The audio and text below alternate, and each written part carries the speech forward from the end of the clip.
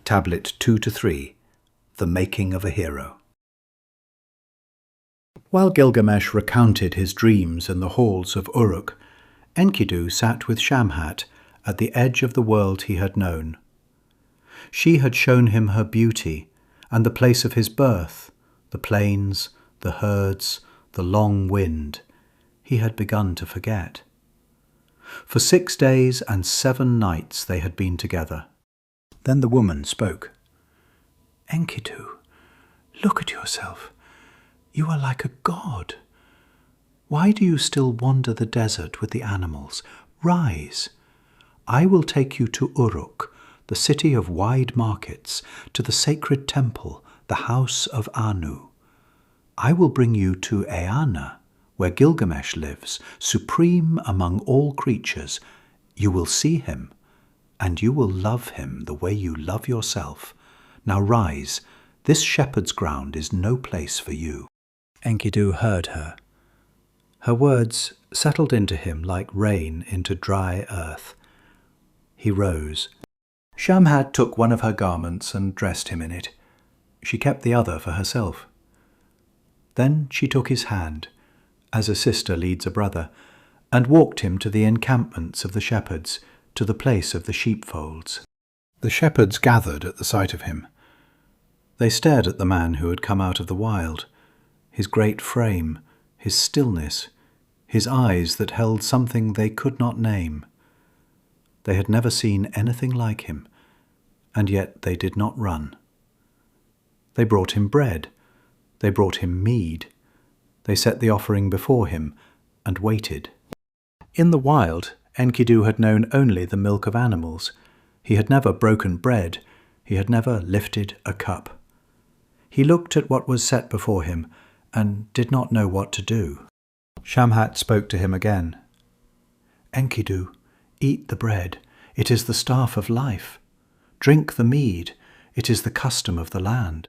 He ate, slowly at first, then with hunger, until he was full. He drank 7 cups, and something opened in him. His heart lifted. His face, which had been still as stone, became bright. He took oil and worked it through his hair. He put on a garment, and he looked like a man. He took up a weapon, and he was one. From that day on, he stood as a guardian to the shepherds. He hunted the lions that raided the flocks at night. He tracked the jackals that came at dawn. The shepherds slept soundly, while Enkidu kept watch. He who had roamed the wild had become its master, and in mastering it, he had left it behind. Word had reached Uruk of strangers approaching the city. Gilgamesh, who ruled the city and all its rights, was watching. A man came out, one of the king's people, sent to learn what was moving toward Uruk, who these travellers were, and what they wanted. Enkidu saw the man from a distance. He turned to Shamhat and said, "Bring him here. I want to know why he has come." Shamhat called to the man, "Come to us. What are you seeking? Which way leads to your rest house?" The man stepped forward and addressed Enkidu. "Gilgamesh calls you to the house of community. It is the custom here, a tribute owed to the great ones. Come, bring your gifts as the city expects. Come, on behalf of the people, enter the city, for the king of broad-marketed Uruk will see you. Gilgamesh, king of Uruk, will look on your face. He takes first what fate has allotted. This is the king's right, the right of the city. Speak then with the counsel that God gives, and your destiny will be shaped by the meeting." At the man's words, they set out before him. They walked the road toward Uruk, Enkidu ahead, Shamhat close behind him. The flat land gave way to the dust of the city's edges. The walls rose above the plain, broad-marketed Uruk, its towers pale against the sky, its gates standing open. The nearer they came, the more Enkidu felt it. Something pulling at him like a tide, something he had no name for. The noise of the city, the smell of bread baking, the sound of voices. He had never been anywhere like this. He had never been anywhere at all. Enkidu entered broad-marketed Uruk. The people gathered. He stopped in the street, and the crowd pressed in behind him, staring. And then the murmur began. Look at him. He is like Gilgamesh, shorter by a measure, but his body is stronger. Not long ago he ran with the animals and drank wild milk, but the bread of Uruk has made him into a man. He was once a savage, and now he stands like a hero. He and Gilgamesh are equal, equal in bearing, equal in power. The words moved through the crowd and back again. Uruk had never seen anyone match Gilgamesh, until now. That night, a marriage bed had been laid in the city. Gilgamesh was coming, as was the king's custom, the right that belonged to him before all others. But Enkidu was already there. He stood in the road before the house of the bride. He planted himself in the passage, a wall of flesh and will blocking the way of the king. He had heard what the messenger said. He had heard what this custom was, and something in him refused it. His strength rose like a tide. He would not move. Gilgamesh came and found the road blocked. His rage surged. He did not stop. He rushed. They met in the street. They grappled like two bulls, snorting and heaving against each other. Enkidu planted his foot against the door. He would not give ground. They crashed into the doorframe. The threshold shattered. The very wall shook as the two men fought. Two masses of will and sinew matched at last.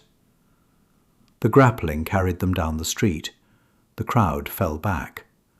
Neither man had ever been stopped by another, and now neither could move the other. Then Gilgamesh buckled. One knee touched the ground. His fury broke like a wave against stone. His rage, which had never been checked by any man, quieted. He did not get up in anger. He sat with what had just happened. Enkidu looked at the king kneeling in the dust. He spoke, and his voice was neither triumphant nor bitter. You were born different from all others. Your mother, Ninsun, that divine cow of the sacred fold, she raised your head above every hero. And Enlil himself placed the kingship of men in your hands. There is no one like you. But I am here, and I have met you. Gilgamesh rose. He looked at the man before him, the one who had stopped him, the one whose strength had matched his own for the first time in his life, and the fury in his chest became something else, something he did not yet have a word for. Shamhat was gone. She had circled her arms around his neck and held him, and then she had left. Enkidu stood where she had been and did not move. He felt it in his arms first. The strength had gone out of them. His body, which had broken the grip of wild bulls, felt slack and hollow.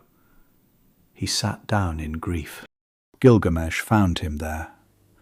The two men faced each other, friends now, bound by the bond of battle, and Enkidu spoke. Friend, she was my beloved. Her arms were around my neck in farewell. That is why my arms have lost their power. That is why I stand here, emptied. Gilgamesh listened. He clasped the hand of his friend. They held each other like brothers. Then Gilgamesh spoke. His voice had changed. It carried something harder than grief, something that had been building in him since before he could name it. "I am determined, my friend. I will go to the Forest of Cedars. I will face Humbaba the Fierce, and I will destroy what is evil. I will cut down the cedars. I will leave my name written in that place." Enkidu raised his head. "I have been to those mountains. When I roamed with the cattle, I went 2 hours' march from the edge of the forest, no further. I heard what lives there. Humbaba's roar is a whirlwind. Flame is in his jaws. His very breath is death. Why would you seek this? To meet Humbaba is to meet a conflict without equal." Gilgamesh opened his mouth and answered his friend. "Who among the living is never conquered by death? A god lives in the daylight forever, but for mortals all days are numbered. Everything we do is wind. You are afraid of dying, and so you offer me nothing. I will be your vanguard. I will walk ahead of you into it, and if I fall, your own mouth will say, 'He feared nothing.' My name will be fixed there like a stone, Gilgamesh, who fought Humbaba the Fierce. In the years that come, when my children climb to your knee and ask what you know, you will tell them this: I am going to the forest. I am going to fell the cedar. I am going to win a name that will last when I am gone." Enkidu heard the words and felt them fall into his chest. He could not refuse them. He could not refuse him. "Come then," said Gilgamesh. "We will go to the craftsmen together. We will give the order ourselves, and they will cast our weapons in our presence." They delivered the charge to the craftsmen of Uruk. The workers prepared their moulds, and the furnaces were lit.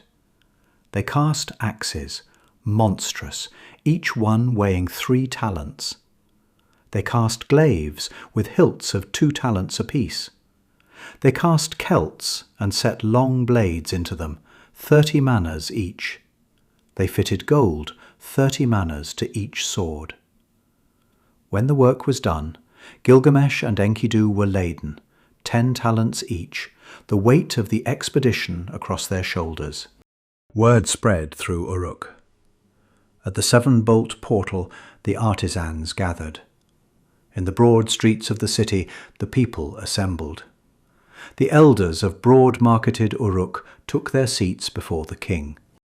Gilgamesh stood before them and spoke.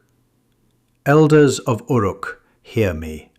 I go to find Humbaba the Fierce. I want him to hear my name spoken and ask, 'Who is this who comes against me?' I want the countries to hear it. I will fell the cedars. I will win fame that does not end." The elders answered, "Gilgamesh, you are young. Your courage lifts you beyond what you can yet see. You do not know, not fully, what you are setting out to do. We have heard of Humbaba.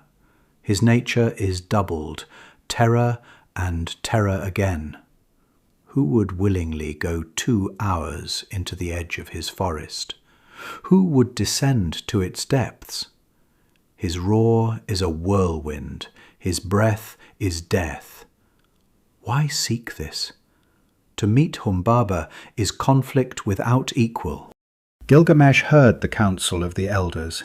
He weighed it. Then he turned to his friend and said quietly, "I am afraid of him too. And still I will go." The elders rose and spoke their blessing over him, asking that his God protect him, that he be brought back safe and whole to the walls of broad-marketed Uruk. Then Gilgamesh knelt before Shamash and lifted his hands. "Here I am, Shamash. I raise my hands to you. I ask only this. When it is over, let me live. Bring me back to the ramparts of Uruk, spread your protection over me." Shamash answered him. The oracle came, and Gilgamesh received it. Tears ran down his cheeks. "I go on a road I have never travelled. I take a passage I do not know. But if I am spared, I will come back in peace, and I will pay you the full measure of what I owe." Gilgamesh went to his mother. He went to the palace of splendor, Enkidu beside him, to Ninsun, the glorious queen, wisest of all women who knew all things. He stood before her and told her what he intended, the far journey, the home of Humbaba, the warfare he had not yet tasted, the road he did not yet know, and that he would not return until he had felled the fierce one, and driven from the land everything Shamash abhors. Ninsun listened to her son. Then she went to her chamber. She washed herself. She put on the festal garb of her body and her bosom. She set a circlet on her head. She gathered her incense and climbed the stairs.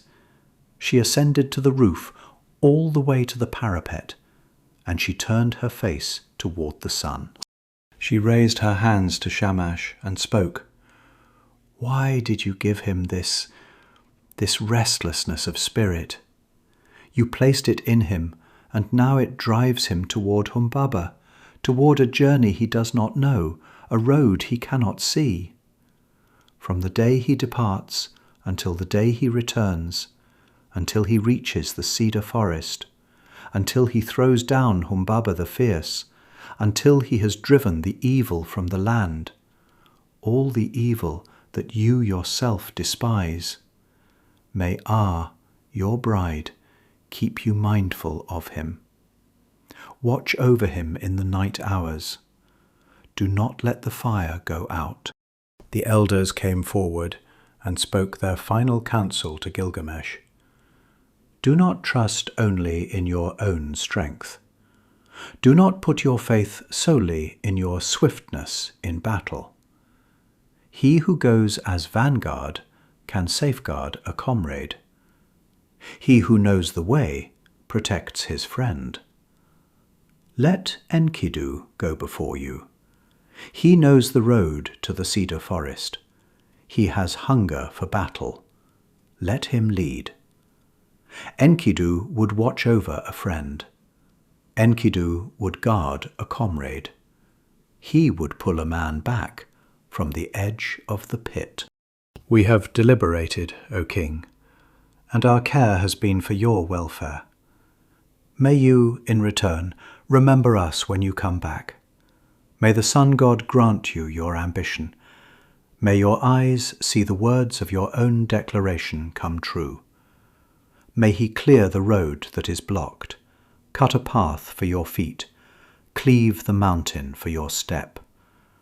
May Lugalbanda bring word to you in the night, a word of joy, a word to strengthen your purpose. When you halt, dig a pool. Keep the water in your skin pure and cool. Pour it as an offering to Shamash, and so keep Lugalbanda in memory." Enkidu spoke to Gilgamesh. "Are you truly ready for this, Gilgamesh? Do not let your heart be afraid. Trust me." He drew his mantle across his shoulder. Together they set their feet on the road to Humbaba. The men of Uruk watched them go. A traveller met them at the edge of the city and set them on their path. "Gilgamesh, go. Let your brother walk ahead. May the sun god show you success." The walls of Uruk fell behind them. The plain opened up, the long plain, the direction of the cedars. Enkidu walked ahead, as the elders had said. Gilgamesh followed. 2 men, 10 talents each, armed with the work of the craftsman, walking toward the forest at the edge of the world, toward the roar that was a whirlwind, toward the breath that was death, toward the name that would last forever. The road to the Cedar Forest has begun. 2 men, 10 talents each, walking toward a roar that shakes the world. You have walked with them through the making of a friendship, through the threshold that shattered, through the knee that touched the ground, through a mother climbing to the roof to pray for a son she cannot stop. This story is 4,000 years old. The tablets that hold it are broken. The names of those who first told it are lost. And still, the words came through. Still, a king kneels in the dust and finds his equal. Still, a mother lifts her hands toward the sun. If something in it stayed with you, share it. Leave a like. Subscribe so the forest finds you when it's ready. Every listener is a new link in the chain that keeps these words alive. Until then,